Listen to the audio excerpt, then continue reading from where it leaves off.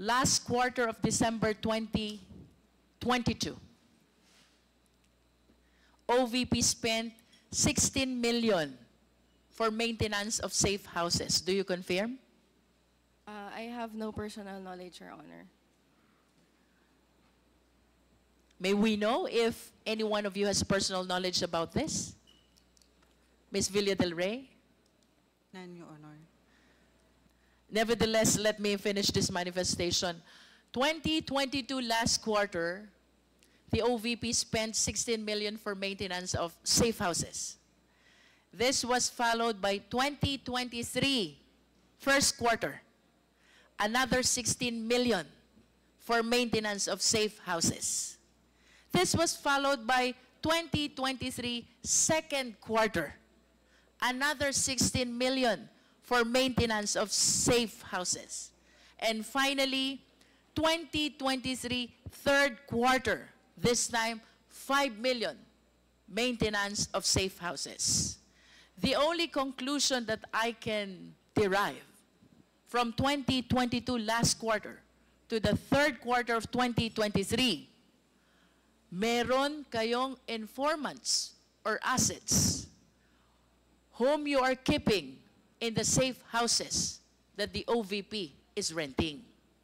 The question, however, is, why suddenly, pagdating ng last quarter ng 2023, wala nang expenditure for safe houses or not even for confidential fund?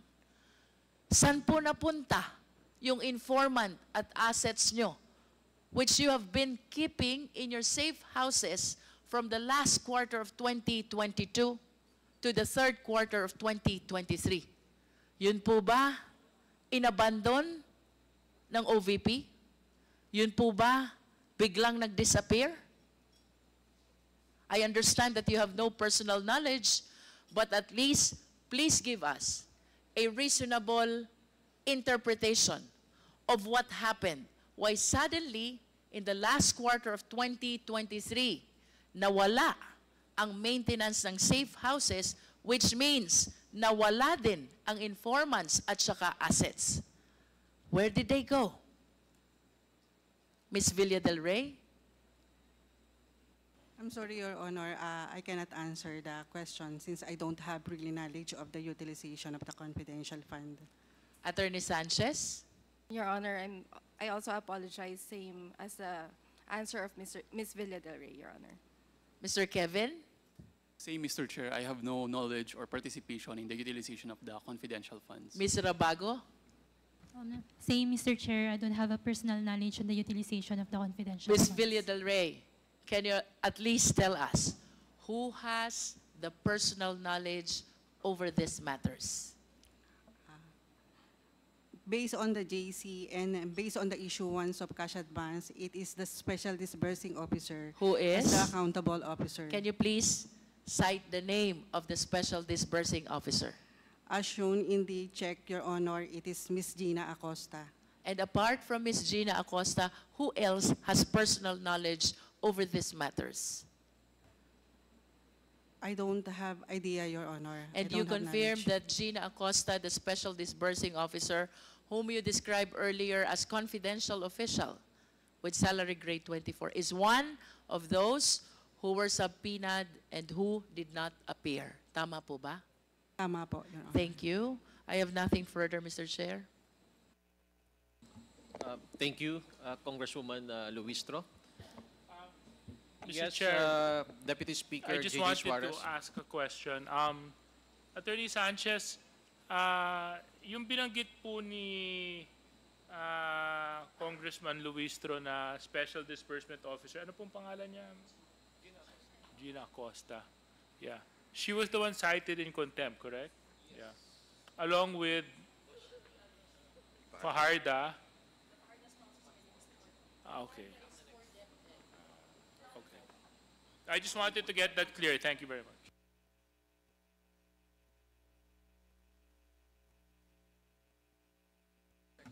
Your Honor, may we please recognize the presence of Honorable Jonathan Kit T. Flores from 2nd District of Bukidnon and Honorable Steve C. Solon from the Lone District of Sarangani. Thank you, Your Honor.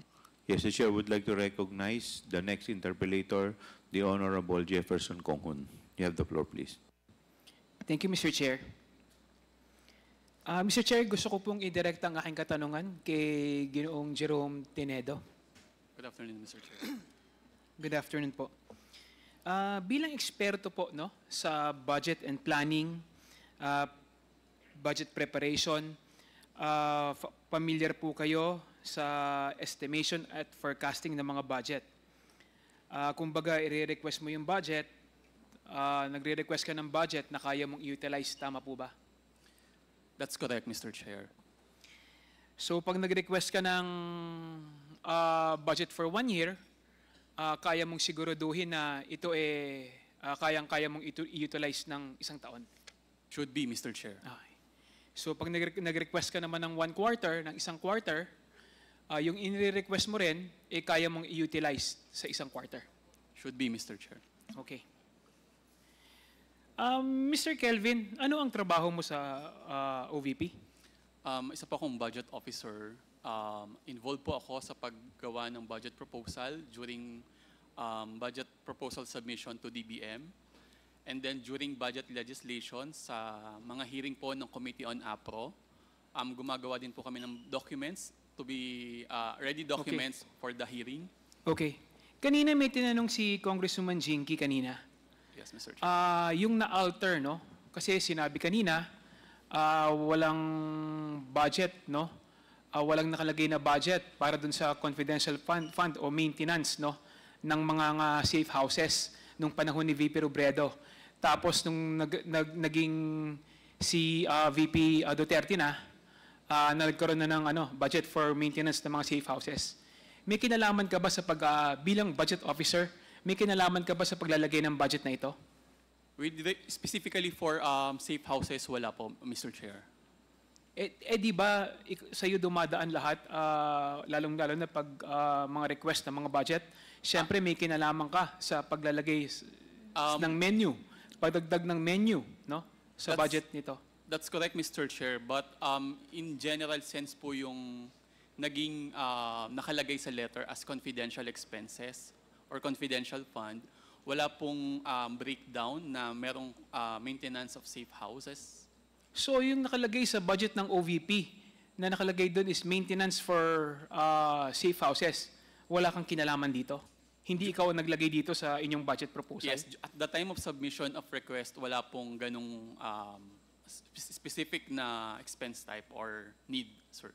So paano to nailagay sa budget ng OVP kung hindi dumaan sa inyo? Yung maintenance ng mga safe houses? Sir, Mr. Chair, the maintenance of safe houses is part of the confidential expenses. Yung umbrella term na confidential expense po, yung naging part ng letter. However, doon sa letter, hindi na po nakaspecify ano po yung mga menu or items under confidential expenses na paggagamitan ng confidential fund. Sino ang naglagay ng menu na ito? I have no knowledge po, Mr. Chair. Okay. Mr. Kevin, no, responsibility niyo din sa bilang budget officer na mag-flag down no, ng mga deficiencies or flaws.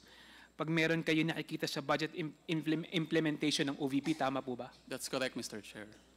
Sa paggastos ng mga pondong natanggap din ng OVP? That's correct, Mr. Chair. May mga napansin ka bang irregularidad sa paggastos ng 125 million confidential fund ng OVP?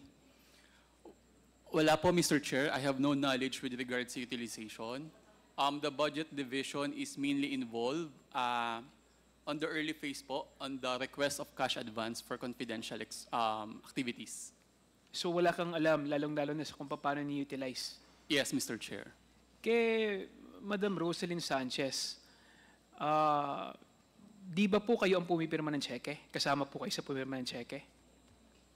Mr. Chair. Attorney Sanchez, you are recognized. Yes, thank you, Mr. Chair. That is correct, Your Honor, Mr. Chair. So, tingin niyo po ba hindi kasama sa inyong trabaho na tignan kung ang mga pinipirmahan niyo pong cheque, naayon po ba o tama ang paggastos?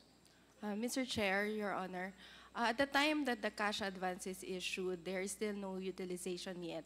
So nangyayari po yung issuance ng check at the start. So yung utilization phase po, hindi na po covered ng signature ko on the check, Your Honor, and also under the joint circular, Your Honor. It is not also part of my duties and responsibilities, Your Honor. So hindi ka nagtataka kung paano at kung paano pamamaraan ginamit yung mga cheque na pinipirmahan mo? Mr. Chair, because I do not have knowledge as to how it was spent, I am not in a position also para po magtaka, Your Honor. Okay. Mr. Tinedo, Yes, Mr. Chair. pumipirma po ba kayo ng Pumipirma po ba kayo ng yung tinatawag nating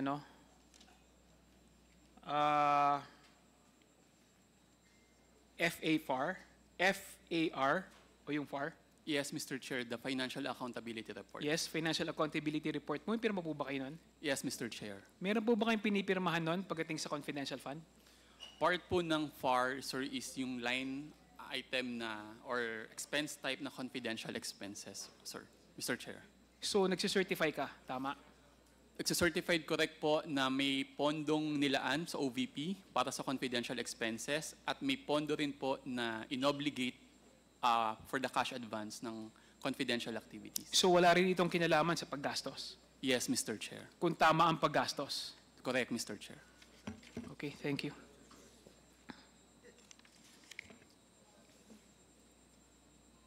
Napansin ko din, Mr. Tinedo, na hindi kayo nakapag-disburse ng confidential fund ang OVP noong fourth quarter of 2023. Tama po ba?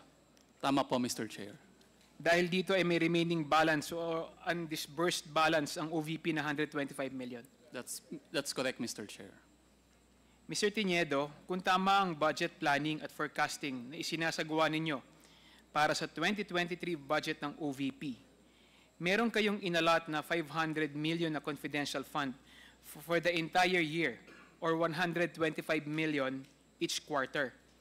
Hindi ba kailangan ng Office of the Vice President ang pondo na ito para sa fourth quarter? Based po dun sa aming report, wala na pong sinubmit na request for cash advance for the fourth quarter. So hindi na po namin na-utilize or na-obligate yung remaining 125 million for fiscal year 2023 last quarter.